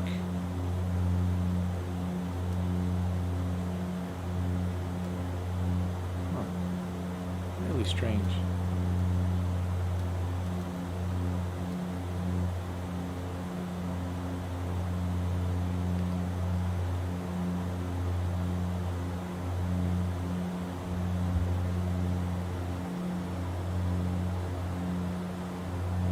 Any clues, guys?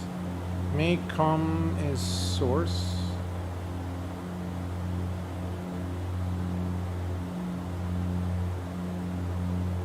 It is in nav mode, yes. And it doesn't just, it simply does not want to intercept the ILS. Right.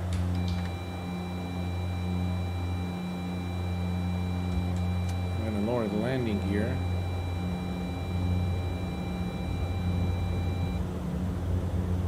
And we are at flaps 15. Just configure as much as we can because we're probably going to have to hand fly the aircraft. So let's try one more time. No ILS. Alright. Well, we'll just disconnect the autopilot and hand fly the aircraft into the runway. I'm not sure why the ILS is not picking up. Something must have gone wrong somewhere.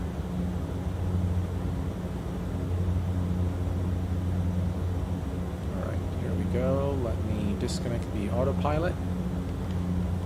And my aircraft.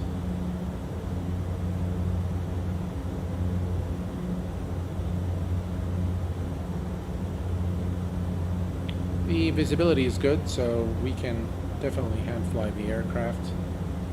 And we're going to start reducing our speed. We need those to go to max now.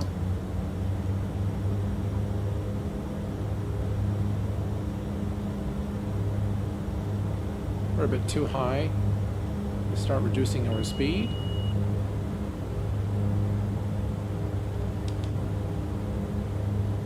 That's better.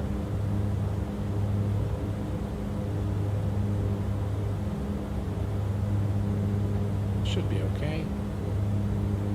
Done a test flight and I've had no issues intercepting the ILS. So I'm not exactly sure what's going on there, but nonetheless, we can always hand fly, and it's really a joy to hand fly this aircraft.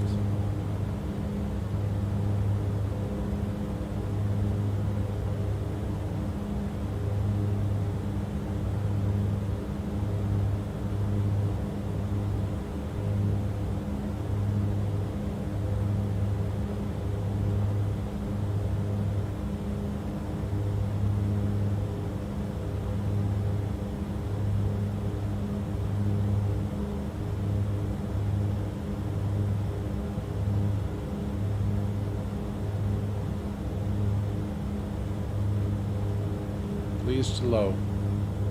You are right. Light slow. Approaching. Light slow. 3, Light slow. Light slow. Light slow. Light slow.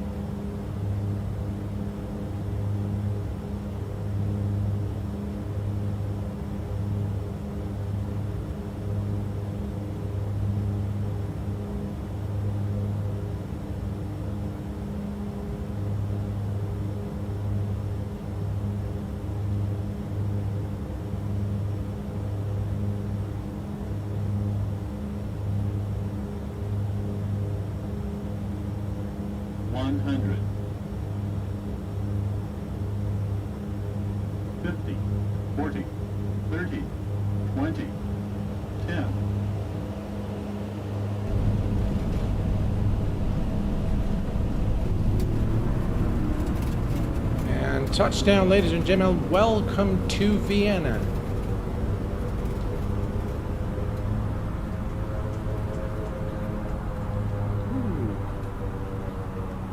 Had gone all over the place there, but we've done okay, I think. Gotta love the reverse, man, on this aircraft. All right, we're gonna go back to taxi. We're going to kill the landing lights. Taxi lights are on.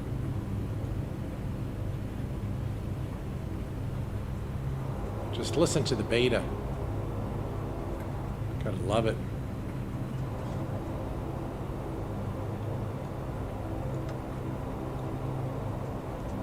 Alright, we'll take that back to minimum.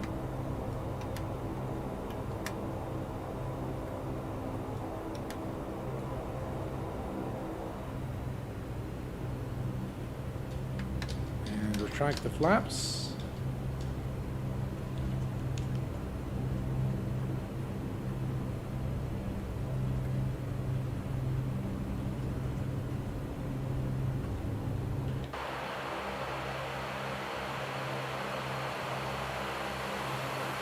All right, there's something I want to show you guys. So I'm going to bring the aircraft to a stop somewhere there. Let's go ahead and follow that Austrian Airlines into the main terminal.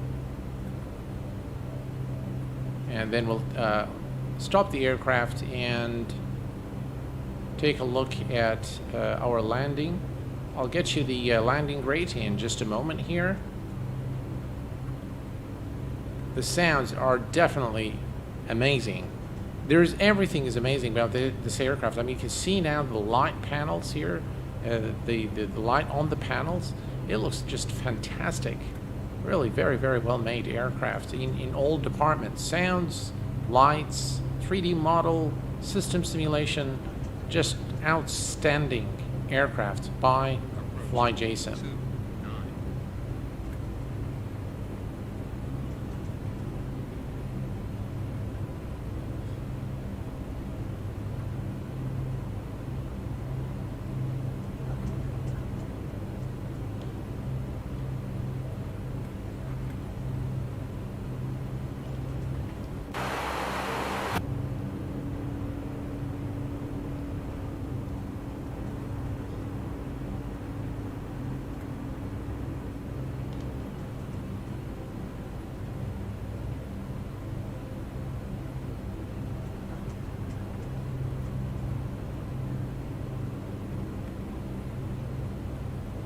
Brilliant, just really brilliant aircraft.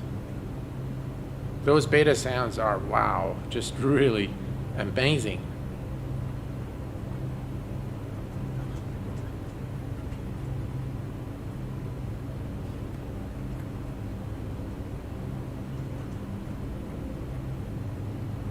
I don't think this guy's gonna wait for us. He's coming right into us.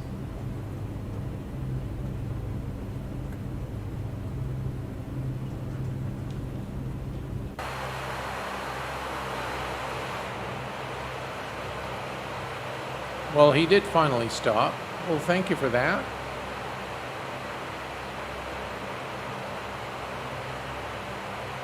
So I am making a full video on the Tolis A340, and it's coming very soon. It's probably going to be a recorded video, not a live stream, but it is definitely coming on the channel very soon.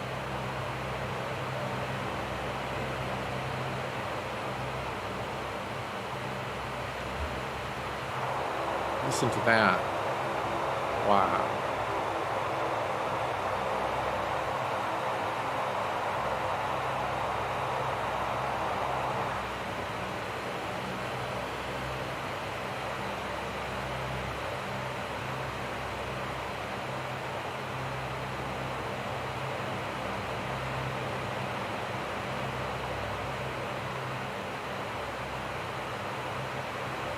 Beautiful Orbex scenery here of Vienna, or Jai Simulations, I believe, are the creators of this scenery, and sold through Orbex. Really a beautiful rendition of Vienna Airport for X-Plane 11.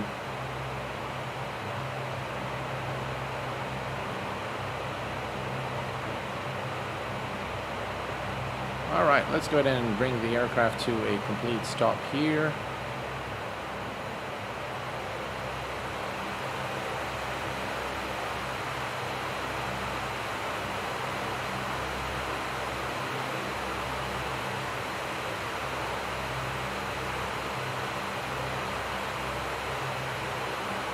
Alright, parking brake is set.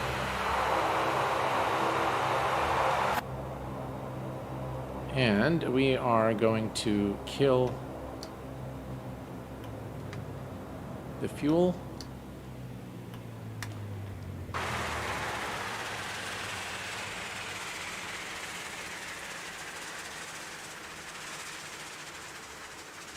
Alright. First of all, let's take a look at the landing rate. 302. It's not good, but it's all right. And let's go ahead and take a look at our landing.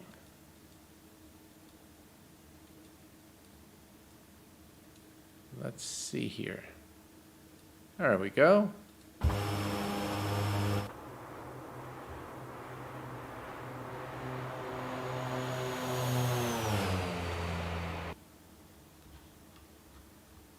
That's the tower view.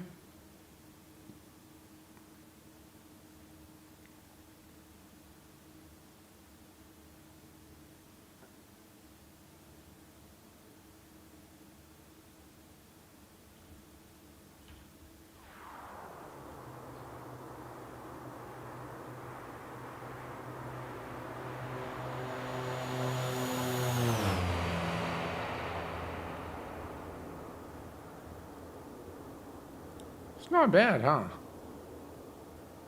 It looks okay.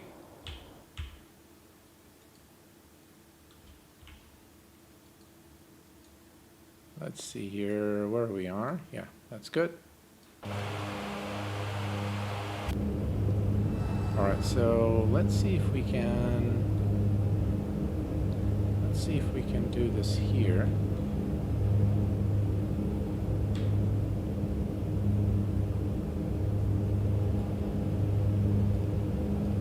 We can't do it in replay. All right, we'll do it once we are back. And just look at that.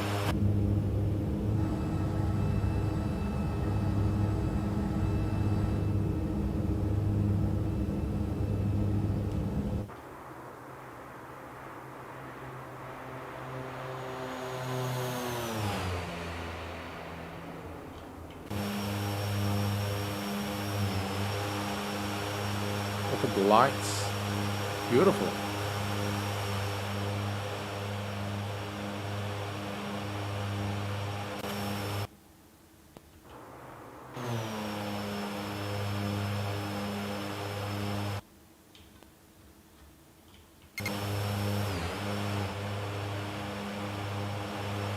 How about this angle there? Perfect.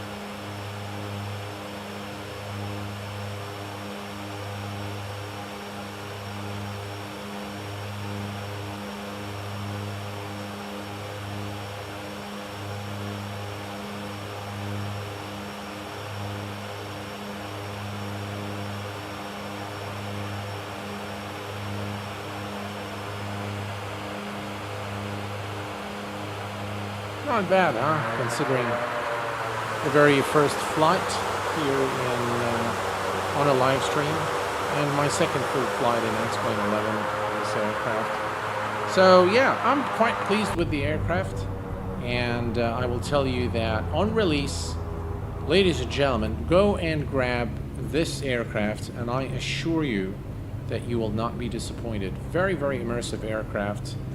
Job very well done by FlyJSim. And I want to thank you guys really for being with me tonight. I hope that you've enjoyed the stream as much as I enjoyed streaming it for you. And until next time, please take care of yourselves and each other. If you have any questions, please post them in the comment section below. And stay safe. Bye-bye for now.